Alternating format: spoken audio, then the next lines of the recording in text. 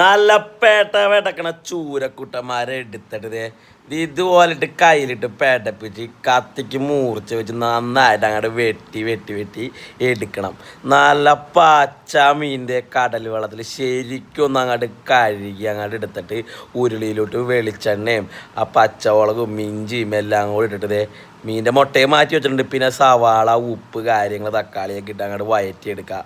പിന്നെ അതിനകത്തോട് ആവശ്യമായ പൊടിക്കൂട്ടും കാര്യങ്ങളൊക്കെ അങ്ങോട്ട് ചേർത്ത് കൊടുത്തിട്ട് അങ്ങോട്ട് ശരിക്കും മടക്കി പിടിക്കാനാണ് ഇളക്കി എടുത്തിട്ട് പിന്നെ ചാറാക്കിയത് ആ പച്ച മീൻകുട്ടന്മാർ ഇങ്ങനെ അങ്ങോട്ട് ഇട്ട് കൊടുക്കുക. ആ ചാറിൽ മുങ്ങിക്കിടക്കണ രീതിയിൽ മീൻകുട്ടന്മാർ ഇങ്ങനെ കിടത്തിയിട്ട് പിന്നെ ഒന്ന് ഒരു 5-10 മിനിറ്റ് ആവുമാരൊന്ന് വേകാൻ വെച്ചിട്ട് ചൂടൻ ചോറിൽ ഇതുപോലെ അങ്ങോട്ട് കോരിയിട്ട് കഴിക്കുക.